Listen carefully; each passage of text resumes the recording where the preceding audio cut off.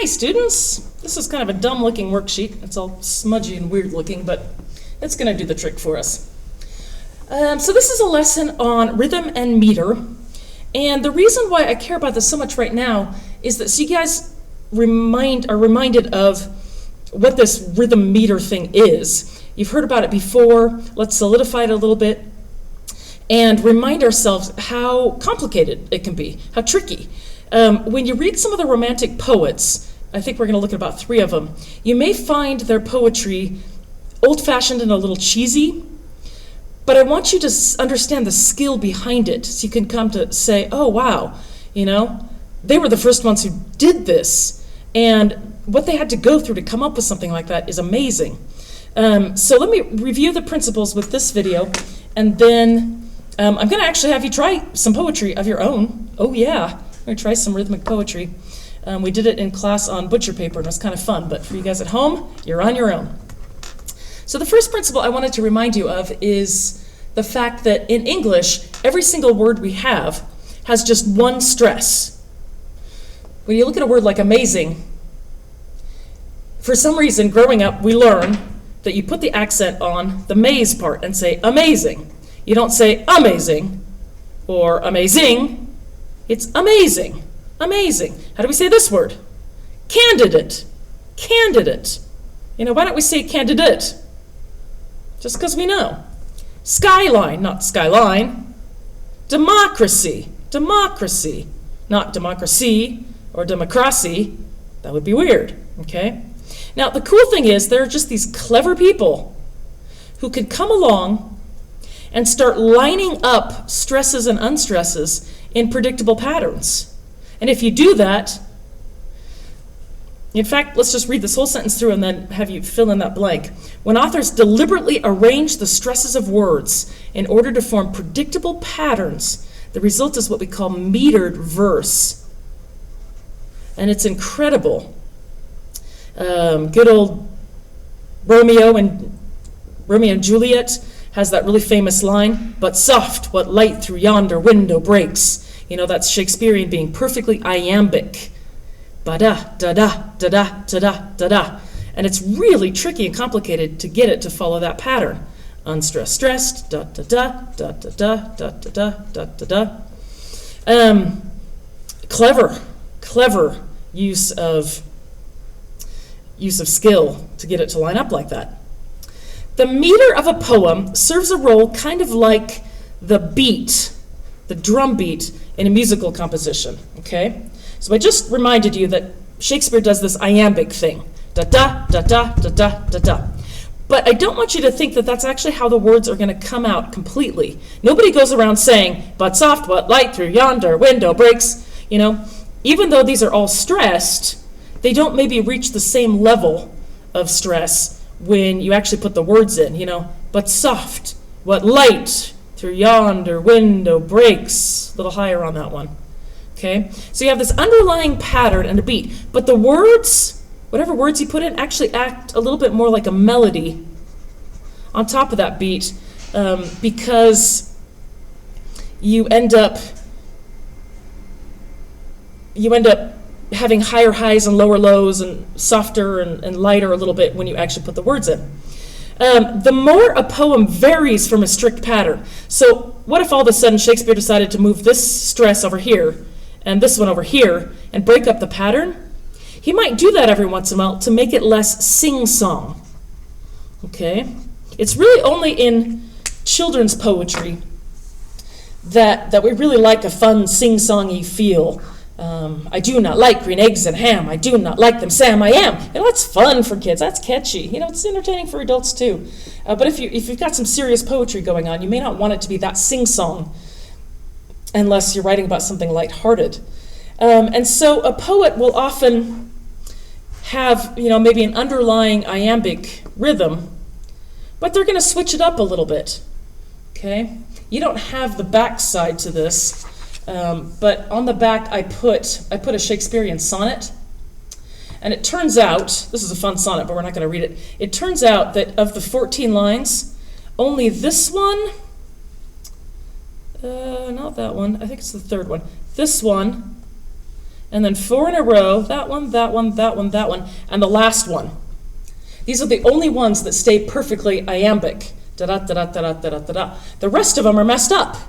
Okay, and Shakespeare wasn't being stupid. He knew what he was doing. He knew exactly what he was doing. He didn't want it to be that sing-song. He wanted some emphasis here or there. I like how he starts it perfectly iambic, ends it perfectly iambic, so it has that closure to it. Da-da-da-da-da-da-da-da. But this is what we talk about when we talk about having an underlying rhythm, but the exact stress patterns in there and the exact words will mess with it so it's not so childishly sing-song. Okay, when we talk about rhythm, we talk about 2 syllables at a time, and there are 2 syllables in what we call a foot of poetry. I'm going to draw a foot just for fun. You don't have to. Here's a foot. When you mark the stresses in a poem, it is called scanning a poem. I don't know why. You scan it. So that poem I just showed you, that was a poem that had been scanned, all the rhythms marked. Unstressed syllables get a mark. Oops, sorry. This is supposed to be stressed. Stressed. Looks like an accent mark. Unstressed get kind of a smiley facey thing. Okay?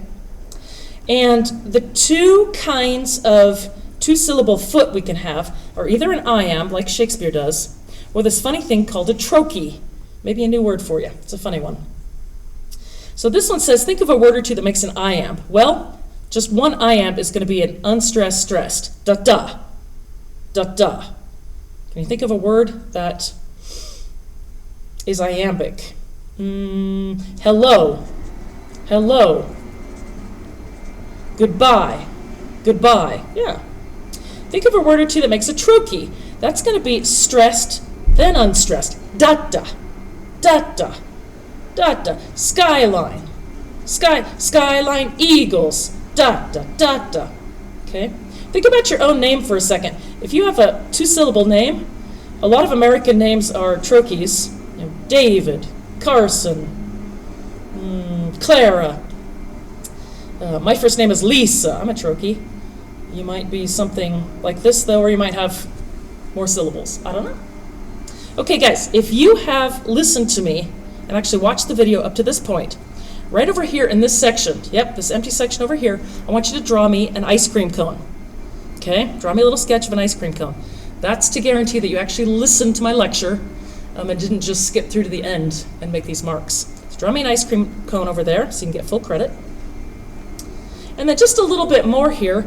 What is the point? Well, guys, metered verse is contagious. It's hypnotic. It's playful. Like music, it distances us from reality. This is not the way normal people talk. This is fun. This is kind of catchy, makes us dance a little bit inside our souls. It taps into our fundamental need to escape, to play, and to feel. You know, when we hear something like, 1 ring to rule them all, 1 ring to find them, what do you want now? You need the closure. 1 ring to bring them all, and in the darkness bind them. That's fun. That's memorable, you know? Feels good to get that closure.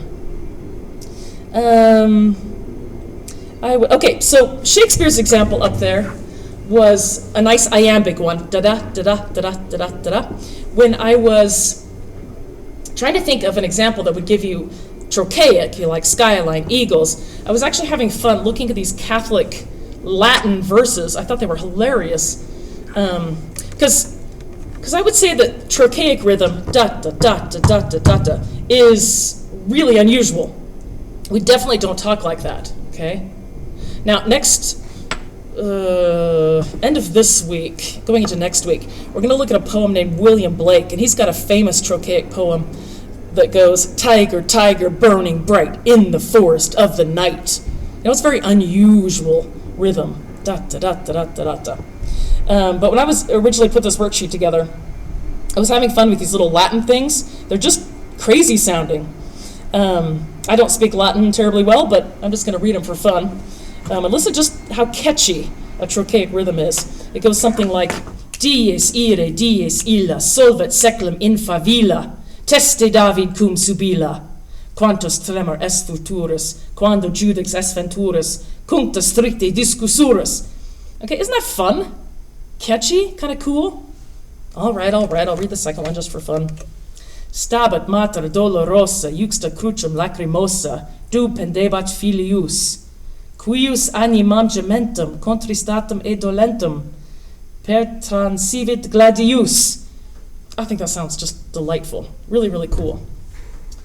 Now, you're about to be given a very strange looking, so the thing that says, okay, now try it. Now try to write your own poem.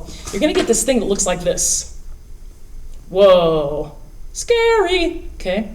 My kids in class actually did this on big butcher paper as groups. I wish you were there with us to do it. They were laughing and trying to fit in the meters. I'm going to have you find a picture, or two, maybe one for the iamb and one for the trochee, of nature. The Romantics were obsessed with nature.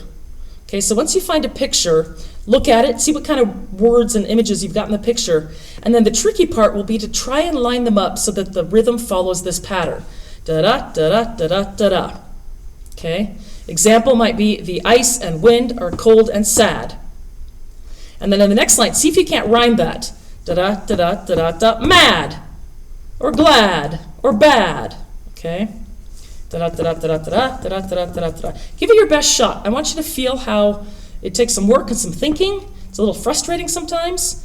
But at the same time, it's kind of, I like it because a strict structure like that will force you to be creative in new ways. If you have to rhyme, you're going to have to think outside the box a little bit. And then try just a short one, just a two-liner, that's trochaic. Da-da-da-da-da-da-da-da. Happy are the bugs and beetles, swimming in the pond of needles. I don't know, I just made that up. Okay, give it your best shot, have some fun with it. I was going to say don't stress, but that's really quite punny. Stress about the stresses, give it your best shot, have some fun with it. And then I will try and post some pictures of some student examples to see what they come up with, just to give you a few more ideas. Okay, talk to you later. Bye-bye.